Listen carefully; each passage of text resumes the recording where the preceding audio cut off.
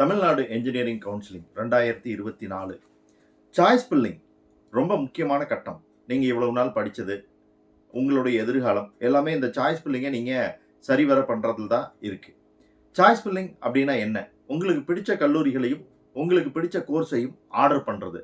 எனக்கு இதுதான் ஃபர்ஸ்ட் சாய்ஸாக இருக்கணும், இந்த காலேஜில் இந்த கோர்ஸ் எனக்கு கிடைக்கணும். இது இல்லாட்டி என்னோட செகண்ட் சாய்ஸ் இது. அதாவது first college Anna university ECE self support aided கொடுக்குறீங்க அப்படின்னா அடுத்ததாக அண்ணா யூனிவர்சிட்டியில் இசிஇயில் செல்ஃப் சப்போர்ட்டிங் கொடுப்பீங்க. ஸோ அதே போல் கம்ப்யூட்டர் சயின்ஸ் கொடுக்கலாம். உங்களுடைய விருப்பம் கம்ப்யூட்டர் சயின்ஸாவோ இசிஇயாவோ ட்ரிபிள்இயாவோ மெக்கானிக்கலாவோ அல்லது உங்களுக்கு பிடிச்ச ஆர்டிஃபிஷியல் இன்டெலிஜென்ஸாவோ சிவிலாவோ எதுவாக வேணாலும் இருக்கலாம். ஸோ உங்களுக்குன்னு சொல்லி ஒரு ஐடியா இருக்கும். அதனோட அடிப்படையில் நீங்கள் சாய்ஸ் கொடுக்குறீங்க. உங்களோட சாய்ஸஸ் எப்படி இருக்கணும் அப்படின்னா கண்டிப்பாக உங்களுக்கு எதிர்காலத்தில் வேலை வாய்ப்பு தரக்கூடியதாகவும் இருக்கணும், ஓரளவுக்கு உங்களுக்கு பிடிச்சதாகவும் இருக்கணும். ரெண்டுமே கலந்ததாக இருந்தது, உங்களுக்கு பிடிச்சதே கிடைச்சது, உங்களுடைய ஆர்வத்துக்குரிய கோர்ஸே கிடைச்சது, அதுக்கான சாய்ஸ் லிஸ்ட் ப்ரிப்பேர் பண்ணி அதில் சக்ஸஸ் ஆகிட்டீங்க அப்படின்னா உங்களுக்கு நல்ல சூப்பரான எதிர்காலம் இருக்குது. இல்லைனாலுமே நம்ம வேலை வாய்ப்பை தேடிய கோர்ஸை தான் செலக்ட் பண்ண வேண்டியிருக்கும். அதற்கான ப்ரிப்பரேஷன் எல்லாம் எப்படி இருக்கணுங்கிறத பற்றி ஏற்கனவே நம்ம டிஸ்கஸ் பண்ணியிருக்கோம். இன்னைக்கு சாய்ஸ் பில்லிங்கில் வரக்கூடிய 10 சந்தேகங்களை நம்ம ஒன்றொன்னா பார்க்க போகிறோம். இந்த 10 சந்தேகங்களும் தெரிஞ்சது அப்படின்னா சாய்ஸ் பில்லிங் உங்களுக்கு பெட்டராக இருக்கும். ஸோ என்னென்ன சந்தேகம் அப்படிங்கிறத ஒன்றொன்னா பார்க்கலாம். ஃபஸ்ட்டு கேள்வி என்ன அப்படின்னா, ஃபர்ஸ்ட் ஆளாக நான் சாய்ஸ் பில்லிங் பண்ணி முடிச்சிடணுமா? அப்போ தான் சீட் அலாட் பண்ணும்போது எனக்கு சீட் நான் கேட்டது கிடைக்குமா அப்படிங்கிற கேள்வி நிறைய மாணவர்கள் மத்தியில் ஆண்டுதோறும் இருந்துக்கிட்டே இருக்குது. மிக முக்கியமான விஷயம், இங்கே சாய்ஸ் பில்லிங் பண்ணக்கூடிய ஸ்டூடெண்ட்ஸ் எல்லாத்துக்குமே சீட் அலாட்மெண்ட் அப்படிங்கிறது உங்களோட ரேங்க் அடிப்படையில் தான் நடக்கும். 2 விதமான ரேங்க் உங்களுக்கு கொடுத்துருப்பாங்க. ஓப்பன் காம்படிஷன், அப்புறம் ஓவரால் ரேங்க் அப்படின்னு சொல்லக்கூடியது. 2வது கம்யூனிட்டி ரிசர்வேஷன் இருக்கக்கூடியவங்களுக்கு மட்டும். ஸோ உங்களுக்கு இந்த ரேங்க் அடிப்படையில் தான் அலாட்மெண்ட் நடக்கும். கண்டிப்பாக யார் ஃபஸ்ட்டு சாய்ஸ் ஃபில் பண்ணாங்க, யார் லாஸ்ட்டாக சாய்ஸ் ஃபில் பண்ணாங்க அப்படிங்கிறத பொறுத்து கண்டிப்பாக உங்களுக்கு சீட் அலாட் பண்ண மாட்டாங்க. அதனால் நீங்கள் ஹரிபரியாக சீட் ஃபில் பண்ணணும், சாய்ஸ் ஃபில் பண்ணணும் அப்படிங்கிற அவசியம் இல்லை. பொறுமையாக நிதானமாக 3 நாட்கள் உங்களுக்கு கொடுத்துருப்பாங்க. அந்த 3 நாட்களையும் பயன்படுத்தி நீங்கள் சாய்ஸ் ஃபில் பண்ணலாம். 2வது கேள்வி, இதுவும் நிறைய மாணவர்கள் மத்தியில் அடிக்கடி கேட்கப்படக்கூடிய கேள்விகளில் ஒன்று. என்ன அப்படின்னு பார்த்தீங்கன்னா, எத்தனை சாய்ஸ் நான் ஃபில் பண்ணலாம்? எனக்கு எத்தனை சாய்ஸ் வரைக்கும் ஃபில் பண்ணுறதுக்கு வாய்ப்பு இருக்குது? ஒரு காலேஜ் தான் ஃபில் பண்ணுமா? ஒரு காலேஜில் எவ்வளோ சீட் ஃபில் பண்ணலாம்? ஒரு கோர்ஸை எத்தனை காலேஜில் ஃபில் பண்ணலாம்? இப்படிங்கிற கேள்வி மாணவர்களுக்கு உண்டு. இந்த குழப்பத்தினாலே மாணவர்கள் மிக குறைவான எண்ணிக்கையில் சீட்ஸை ஃபில் பண்ணிடுவாங்க. ஸோ நீங்கள் தெரிஞ்சுக்க வேண்டிய மிக முக்கியமான விஷயம் என்னென்னா, எவ்வளவு சாய்ஸஸ் வேணாலும் நீங்கள் ஃபில் பண்ணலாம். அவ்வளவு சாய்ஸஸ்க்குமே உங்களுக்கு ஆப்பர்ச்சுனிட்டி இருக்குது அப்படின்னு சொல்லணும். கிட்டத்தட்ட 6000க்கு மேற்பட்ட சாய்ஸஸ் 6000 சாய்ஸஸ்க்கு மேலே நீங்கள் ஃபில் பண்ணலாம். அவ்வளோ சாய்ஸஸையும் நம்ம ஃபில் பண்ண முடியாது. அப்படிங்கிறதுனால அதை எப்படி ஃபில் பண்ணணுங்கிறத பற்றி நம்ம ஏற்கனவே டிஸ்கஸ் பண்ணியிருக்கோம். ஸோ நம்பர் ஆஃப் சாய்ஸஸ் அப்படிங்கிறது எவ்வளவு வேணாலும் இருக்கலாம். பட் அவ்வளவு சாய்ஸஸும் கொடுக்க முடியாது. அப்படிங்கிறதுனால குறைஞ்சபட்சம் ஒரு 200-250 சாய்ஸஸ் ஆச்சு நீங்கள் கொடுத்து வைங்க. நமக்கு ஃபர்ஸ்ட் சாய்ஸே கூட கிடைச்சிடலாம். நமக்கு அதுக்கான கான்ஃபிடன்ஸ் இருக்கலாம், நமக்கு அதுக்கான கட் ஆஃப் மார்க் இருக்கலாம். ஆனாலும் நம்ம நிறைய சாய்ஸஸ் கொடுத்து வைக்கிறது நமக்கு சேஃப்டி. டாப் கட் ஆஃப் ஒவ்வொரு ரவுண்ட்லேயும் டாப் ரேங்கிங்கில் வரக்கூடியவங்களுக்கு பிரச்சனை இருக்காது. அவங்களுக்கு ஓரளவுக்கு ஒரு 50 சாய்ஸ் 100 சாய்ஸ் கொடுத்தாலே கிடைக்கிற அளவுக்கு இருக்கும். ஆனால் கொடுக்கறதும் நம்ம ப்ராப்பராக நமக்கு இந்த சீட் கிடைக்குமா அப்படிங்கிறத அனலைஸ் பண்ணி ப்ரீவியஸ் இயர் கட் ஆஃபோட கம்பேர் பண்ணி ப்ரீவியஸ் இயர் ரேங்கோட கம்பேர் பண்ணி நாம் கொடுக்கணும். இல்லை அப்படின்னா நம்ம என்னதான் டாப் கட் ஆஃப்ல இருந்தாலும் சீட் கிடைக்காம போயிடும். ஒவ்வொரு வருஷமும் ஃபர்ஸ்ட் ரவுண்ட்லேருந்து அடுத்த ரவுண்டுக்கும், அடுத்த ரவுண்ட்லேருந்து அதுக்கு அடுத்த ரவுண்டுக்கும் ஸ்டூடெண்ட்ஸ் வர்றதுக்கான காரணத்தில் இதுவும் மிக முக்கியமான ஒன்று. ரொம்ப கம்மியான சாய்ஸ் கொடுக்கறது, ரொம்ப கம்மியான சாய்ஸ் மட்டும் இல்லை, ப்ராப்பரான சாய்ஸ் கொடுக்காதும் கூட. அதனால் ப்ராப்பராக ஒரு 200-250 சாய்ஸ் கொடுத்தீங்க அப்படின்னா கண்டிப்பாக நீங்கள் நினைக்கக்கூடிய காலேஜும் கோர்ஸும் உங்களுக்கு கிடைக்கும். மிக முக்கியமான 3வது கேள்வி என்ன அப்படின்னு பார்த்தீங்கன்னா, சாய்ஸை எப்போ லாக் பண்ணணும்? பல பேர் பண்ணக்கூடிய தவறு என்ன அப்படின்னா, டே 1ல் காலையில் 10 மணிக்கு சாய்ஸ் ஃபில்லிங் ஆரம்பித்தோடனே சாய்ஸை ஃபில் பண்ணிவிட்டு இம்மீடியட்டாக சாய்ஸ் லாக் பண்ணிடுறது. அந்த தப்பை நம்மளோட ஸ்டூடெண்ட்ஸ் எப்பவுமே பண்ணக்கூடாது. சாய்ஸ் லாக் பண்ணுறதுக்கு உங்களுக்கு 3 நாள் டைம் இருக்குது. 3rd டே எண்டில் நீங்கள் சாய்ஸ் லாக் பண்ணலாம். எதுக்காக சாய்ஸ் லாக் பண்ண சொல்றாங்க அப்படின்னு பார்த்தீங்கன்னா, சாய்ஸ் லாக் பண்ணிட்டீங்கன்னா, நீங்க பண்ணியிருக்கக்கூடிய ஆர்டர வேற யாரும் மாத்த முடியாது. அதுக்காக தான் இந்த சாய்ஸ் லாக். அ வேற ஒரு பர்ப்பஸும் அதுக்கு கிடையாது. அதனால நீங்க 3வது நாள் ஈவினிங் வரைக்கும் வெயிட் பண்ணி கூட சாய்ஸ் லாக் பண்ணலாம். ஒருவேளை நீங்க சாய்ஸ் லாக் பண்ணாம விட்டுட்டா என்ன ஆகும் அப்படின்னு கேட்டீங்கன்னா, ஒண்ணுமே நடக்காது. லாஸ்ட்டா நீங்க என்ன ஆர்டர் குடுத்திருந்தீங்களோ, சாய்ஸ் ஆர்டர் குடுத்திருந்தீங்களோ, அந்த ஆர்டர்ல உங்களுக்கு வந்து காலேஜ் அலாட் ஆகும். ஸோ சாய்ஸ் லாக் பண்றது நம்முடைய சேஃப்டிக்காக. நீங்க மிஸ் பண்ண மறந்துட்டாலும் உங்களுடைய ஆர்டர்ல வந்து எந்த பாதிப்பும் இருக்காது. ஏன்னா ஆட்டோவா சேவ் ஆகிக்கிட்டே இருக்கும். நீங்க ஒவ்வொரு சாய்ஸ் சேஞ்ச் பண்ணும்போதும் உங்களுடைய சாய்ஸஸ் வந்து ஆட்டோமேட்டிக்கா சேவ் ஆகுறதுனால லேட்டஸ்ட்டா நீங்க என்ன சாய்ஸஸ் ஆர்டர் குடுத்தீங்களோ, அதுதான் வந்து அங்க இருக்கும். அத வந்து நீங்க ஒரு டைம் பிடிஎஃப்பா பிரிண்ட் அவுட் எடுத்து பார்த்துக்கங்க. கடைசியா நீங்க எந்த சாய்ஸ் லிஸ்ட் இருக்கோ, அந்த சாய்ஸ் லிஸ்ட்ட டவுன்லோட் பண்ணி கையில எடுத்து வச்சுக்கங்க.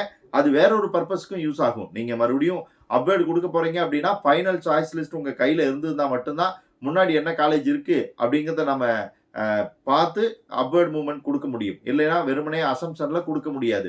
ஸோ சாய்ஸ் லாக் அப்படிங்கிறது வந்து நீங்க எண்ட் ஆஃப் த சாய்ஸ் ஃபில்லிங்ல குடுக்க வேண்டியது. 3 டேல குடுக்க வேண்டியது. குடுக்கலினாலும் நீங்க கவலைப்பட வேண்டியதில்ல. எந்த ஆர்டர்ல காலேஜ் அல்லது கோர்ஸ குடுக்கறது அப்படின்னா, உங்களுக்கு பிடிச்சபடியான ஆர்டர்ல காலேஜ் அல்லது கோர்ஸ வந்து நீங்க குடுக்கலாம். எந்த காலேஜ் வேணாலும் ஃபர்ஸ்ட் குடுக்கலாம். எந்த கோர்ஸ் வேணாலும் ஃபர்ஸ்ட் குடுக்கலாம். இந்த காலேஜ் தான் ஃபர்ஸ்ட் குடுக்கணும். இந்த கோர்ஸ் தான் ஃபர்ஸ்ட் குடுக்கணும் அப்படிங்கிறதெல்லாம் இல்ல. நம்ம வந்து என்ன பண்ணணும் அப்படின்னா, நல்ல ஜாப் ஆப்பர்ச்சுனிட்டி உள்ள கோர்ஸ செலக்ட் பண்ணணும். அது உங்களுக்கு பிடிச்சதா இருந்ததுன்னா ரொம்ப சந்தோஷம்.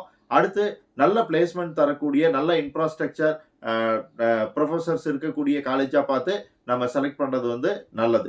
அ அந்த ஆர்டர் தான் வந்து நமக்கு மிக முக்கியமானது. இத நம்ம ப்ரீவியஸ் இயர் அ க கட் ஆஃப் மார்க் அப்புறம் ரேங்க் இதையெல்லாம் கம்பேர் பண்றது மூலியமா எது பெஸ்ட் காலேஜ் அப்படிங்கிறதுக்கு ஒரு முடிவுக்கு வரலாம். அதுலயும் சில காலேஜஸ்ல வந்து கொஞ்சம் குளறுபடிகள் இருந்தாலும் கூட பெரும்பாலான காலேஜஸ வந்து நீங்க வெப்சைட்ல தேடலாம், ரிவ்யூல தேடலாம். யூடியூப்ல நெறைய பேர் அது காலேஜஸ் பத்தி ரிவ்யூ பண்ணியிருக்காங்க. அதையும் பார்க்கலாம். இது அவங்களோட ஃபிரெண்ட்ஸ் அண்ட் ரிலேட்டிவ்ஸ் படிப்பாங்க. அவங்ககிட்டயும் கேட்கலாம். ஸோ இது எல்லாத்தையுமே நீங்க வந்து பார்க்கணும். காலேஜ் அல்லது கோர்ஸ் முடிவு பண்ணும்போது ரொம்ப ரொம்ப கவனமா இருக்கணும். ஏன்னா ஒரே பேர்ல 2 காலேஜ் இருக்கலாம். அந்த மாரி இருக்கக்கூடியதுல வந்து நீங்க ஏமாந்துறக்கூடாது. அதேபோல கோர்ஸ் நேம்லயும் வந்து நீங்க கேர்ஃபுல்லா இருக்கணும். கோர்ஸ் நேம் என்ன அப்படிங்கிறதையும் வந்து நல்லா தெளிவா படிச்சு பார்த்துட்டு, கோர்ஸ் கோடு அதுக்கானது தானான்னு பார்த்துட்டு, அதுக்கப்புறம் நீங்க வந்து குடுக்கணும்.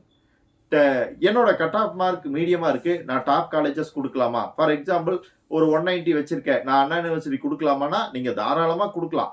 உங்களுக்கு கிடைக்குமா, கிடைக்காதாங்கிறத விட நம்ம அப்படி ஒரு ஆப்பர்ச்சுனிட்டிய மிஸ் பண்ண வேண்டாம் அப்படிங்கிறதுனால. அதே நீங்க 180ல இருக்கீங்கன்னா, அண்ணா யுனிவர்சிட்டில கம்ப்யூட்டர் சயன்ஸோ, இசிஇயோ உங்களோட கம்யூனிட்டி கேட்டகரிய பொறுத்தவரைக்கும் லாஸ்ட் இயர்ல கிடைச்சிருக்கா, பக்கத்துல நெருங்கி வந்திருக்கான்னு பார்த்துட்டு குடுக்கலாம். 170, 160ல இருக்கீங்கன்னா, அப்போ உங்களுக்கு அண்ணா யுனிவர்சிட்டில என்ன மாரியான கோர்சஸ் கிடைக்கும் அப்படிங்கிறது தெரியும். அத மட்டும் குடுக்கலாம். ஏன்னா நம்பர் ஆஃப் சாய்ஸஸ் நெறைய குடுக்கணுங்கிறதுக்காக நமக்கு கிடைக்காத காலேஜஸ குடுக்கணும் அப்படிங்கிறது அவசியம் இல்ல. அ அடுத்ததா பார்த்தீங்கன்னா, அ எந்த கட் ஆஃப் ரேஞ்ச் குடுக்கணும்? அதாவது நம்ம கோர்ஸ் சாய்ஸ் லிஸ்ட் பிரிப்பேர் பண்றதுக்கு இது மிக முக்கியமான கேள்வி.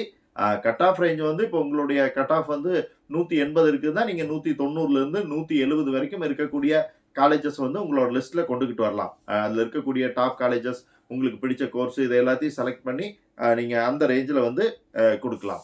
அடுத்த கேள்வி என்ன அப்டின்னா, நான் எப்படி வந்து சாய்ஸ் ஃபில்லிங் பண்றது? அ எங்க பண்றது? எப்படி பண்றது அப்டின்னா, நீங்க டெஸ்க்டாப்ல பண்ணலாம், லேப்டாப்ல பண்ணலாம், மொபைல்லயும் பண்ணலாம். ஆனா மொபைல் வியூ வந்து ரொம்ப சின்னதா இருக்கும். நீங்க சாய்ஸ் ஆர்டர் பண்றது வந்து அவ்வளவு ஈஸியான விஷயமா இருக்காது. அதனால மொபைல விட லேப்டாப் பெஸ்ட். லேப்டாப்ப விட டெஸ்க்டாப் ரொம்ப ரொம்ப பெஸ்ட். ஏன்னா வியூ வந்து டெஸ்க்டாப்ல ரொம்ப நல்லா கிடைக்கும். பாசிபிலிட்டி இருந்தது அப்டின்னா, லேப்டாப்போ அல்லது டெஸ்க்டாப்போ யூஸ் பண்ணி சாய்ஸ் ஃபில் பண்ணுங்க. ஏன்னா மொபைல்ல பண்ணும்போது நம்மோட ஆர்டர்ஸ் வந்து சரியா நம்முடைய கண்ணுக்கு தெரியாம போறதுக்கான வாய்ப்பு உண்டு. அதையெல்லாம் வந்து கொஞ்சம் தெளிவா பார்த்துக்கங்க. அதேபோல நீங்க சாய்ஸ் ஆர்டர் பண்ணி முடிச்சதுக்கப்புறம், கண்டிப்பா ஒவ்வொரு ஸ்டேஜ்லயும் டவுன்லோட் பண்ணி நீங்க செக் பண்ணிக்கங்க. நீங்க நெனச்ச காலேஜஸ் தான் குடிச்சிருக்கீங்களா? காலேஜ் கோடு ப்ராப்பரா இருக்கா? இது எல்லாத்தையுமே வந்து செக் பண்ணி பார்த்துக்கங்க. அடுத்த கேள்வி என்ன அப்படின்னு பார்த்தீங்கன்னா, அ டிஎஃப்சில போய் பண்ணலாமா? அல்லது பிரவுசிங் சென்டர்ல பண்ணலாமா? அப்படிங்கிற கேள்வி இருக்கு. கண்டிப்பா எல்லா ஊர்லயும் உங்களுக்கு நீங்க ரீச் பண்ணக்கூடிய டிஸ்டன்ஸ்ல டிஎஃப்சி இருக்கிறதுனால, நீங்க டிஎஃப்சில போய் பண்றது பெஸ்ட்டா இருக்கும் அப்படிங்கிறது என்னுடைய கருத்து. ஏன்னா டிஎஃப்சில வந்து அதுக்கான வசதிகள் எல்லாமே செஞ்சு வச்சிருக்காங்க. நீங்க போனீங்க அப்படின்னா உங்களோட சாய்ஸ் ஃபில்லிங் பண்றது வந்து ரொம்ப ஈஸியா இருக்கும். ப்ரௌசிங் சென்டர் போனீங்க அப்படின்னா, அங்க நீங்க வேற யார்கிட்டயும் டிஸ்கஸ் பண்ணக்கூடாது. நீங்க பிரிப்பேர் பண்ணி வச்சிருக்கக்கூடிய சாய்ஸ் லிஸ்ட்ட அ கவனமா குடுக்கணும். வேற விதமான ஆலோசனைகள் கேட்டு உங்களோட சாய்ஸ்ல வேற யாரும் இன்ஃப்ளூயன்ஸ் பண்ணாம பார்த்துக்கிட்டீங்க அப்படின்ட்டா பிரச்சனை இல்ல. இல்ல இந்த காலேஜ் நல்லா இருக்கும். அவங்க அங்க படிச்சாங்க. அப்படி வேலை கிடைச்சது அப்படின்னு உங்கள குழப்பறதுக்கான வாய்ப்புகள் நெறைய இருக்கிறதுனால, நீங்க ப்ரௌசிங் சென்டர் போகும்போதோ, டிஎஃப்சி போகும்போதோ, உங்களோட சாய்ஸ் லிஸ்ட்ல ரொம்ப ஸ்ட்ராங்கா இருங்க. நீங்க தெளிவா பிரிப்பேர் பண்ணியிருந்தீங்க அப்படின்னா. 1 முறைக்கு 2 முறை எல்லா விஷயத்தையும் அலசி ஆராய்ஞ்சு, அதுக்கப்புறம் சாய்ஸ் லிஸ்ட் பிரிப்பேர் பண்ணுங்க. இன்னொரு கேள்வி என்னன்னா, நான் வந்து சாய்ஸ் ஃபில் பண்ணும்போது நான் காலேஜஸ செலக்ட் பண்ணிக்கிட்டா போதுமா? கோர்ஸஸ செலக்ட் பண்ணிக்கிட்டா போதுமா? அப்படிங்கிற கேள்வி. அதாவது சாய்ஸ் லிஸ்ட் நான் முன்கூட்டியே அ அ பண்ணி வைக்கணுமா? வேண்டாமா? அப்படிங்கிறது. கண்டிப்பா நீங்க சாய்ஸ் லிஸ்ட் ஃபில் பண்றதுக்கு முன்னாடி, நீங்க ஒரு லிஸ்ட் வந்து ரெடி பண்ணி வச்சுக்கணும். அப்பதான் அங்க சாய்ஸ் ஃபில் பண்றது வந்து ஈஸியா இருக்கும். எந்தெந்த காலேஜ், எந்தெந்த கோர்ஸ் அப்படிங்கிறத வந்து நீங்களே ஒரு லிஸ்ட் எடுத்து, அதுல ஆர்டர் பண்ணி ரெடியா வச்சிருங்க. ஸோ சாய்ஸ் ஃபில் பண்றது டிஎஃப்சிக்கு போனீங்கனாலோ, ப்ரௌசிங் சென்டர் போனீங்கனாலோ ரொம்ப ஈஸியா இருக்கும். ஈவன் நீங்க வீட்லயே இருந்து பண்ணாலும் கூட ரொம்ப ஈஸியா இருக்கும். அடுத்த ஃபைனல் கேள்வி 10வது கேள்வி என்ன அப்படின்னா, வேக்கன்சி சாய்ஸ் லிஸ்ட் ஃபில் பண்ணும்போது வேக்கன்சி எப்படி பார்க்கணும் அப்படின்னு பார்த்தீங்க அப்படின்னா, 2 விதமான வேக்கன்சி உங்களுக்கு காட்டுவாங்க. ஓவரால் ரேங்க்ல ஓவரால் ல ஒரு சீட் வேக்கன்சியும், கம்யூனிட்டில ஒரு சீட் வேக்கன்சியும் எவ்வளவு சீட்ஸ் காலியா இருக்கு அப்படின்னு காட்டுவாங்க. அதுல 0ன்னு இருக்கு அப்படின்னா, நீங்க அதுல இருந்து சீட் எடுக்க முடியாது. நம்பர்ல இருக்கு 1ல இருந்து நம்பர் இருக்கு அப்படின்னா, அதுல உங்களுக்கு சீட் அவைலபிள் அப்படின்னு அர்த்தம். ஸோ இப்போ கம்யூனிட்டி ரிசர்வேஷன்லயும் வர்றவங்களுக்கு, ஓவரால் மட்டும் இல்லாம கம்யூனிட்டி ரிசர்வேஷன்லயும் வர்றவங்களுக்கு 2 சீட்டையுமே நீங்க கவுண்ட் பண்ணிக்கலாம். ஃபார் எக்ஸாம்பிள் இப்போ வந்து அ அண்ணா யுனிவர்சிட்டி கம்ப்யூட்டர் சயின்ஸ்ல நீங்க பார்க்கும்போது உங்களுக்கு வந்து அ அ ஓவரால் கேட்டகரியில பார்த்தீங்கன்னா, ஒரு 20 சீட்டும், அ பிசி கேட்டகரியில பார்த்தீங்கன்னா 15 சீட்டு இருக்குன்னா, இப்ப பிசி கேட்டகரிக்கு பாசிபிலிட்டி உள்ள அவைலபிலிட்டி எவ்வளவுன்னு பார்த்தீங்கன்னா, 35 சீட்டு. இந்த 35ல 15 உங்களோட பிசி கேட்டகரிக்கு கன்ஃபார்ம். அங்க இருக்கக்கூடிய 20 சீட்ல உங்களுக்கு கிடைக்கிறதுக்கான வாய்ப்புகள் உண்டு. ஸோ இந்த 2யும் நீங்க வந்து கவுண்ட் பண்ணிக்கிட்டு, அதுல நமக்கு கிடைக்கிறதுக்கு எந்த அளவுக்கு பாசிபிலிட்டி இருக்குன்னு சொல்லி, நீங்க உங்களுடைய சாய்ஸ குடுக்க ஆரம்பிக்கலாம். ஸோ இந்த 10 சந்தேகங்களும் உங்களுக்கு ரொம்ப யூஸ்ஃபுல்லா இருந்திருக்கும்னு நெனைக்கிறேன். உங்களுடைய டவுட்ஸ கிளியர் பண்ணியிருக்கோம் அப்படின்னு நெனைக்கிறேன். இது உங்களோட ஃப்ரெண்ட்ஸுக்கும் தேவைப்படும்னு நெனைக்கிறேன். அவங்களுக்கும் ஷேர் பண்ணுங்க. பிடிச்சிருந்தா லைக் பண்ணி சப்ஸ்கிரைப் பண்ணுங்க. வேற ஏதாவது சந்தேகம் இருந்தா வீடியோக்கு கீழ கமெண்ட் பண்ணுங்க. அடுத்த வீடியோக்கள்ல அந்த சந்தேகங்கள தீர்த்து வைக்கலாம்.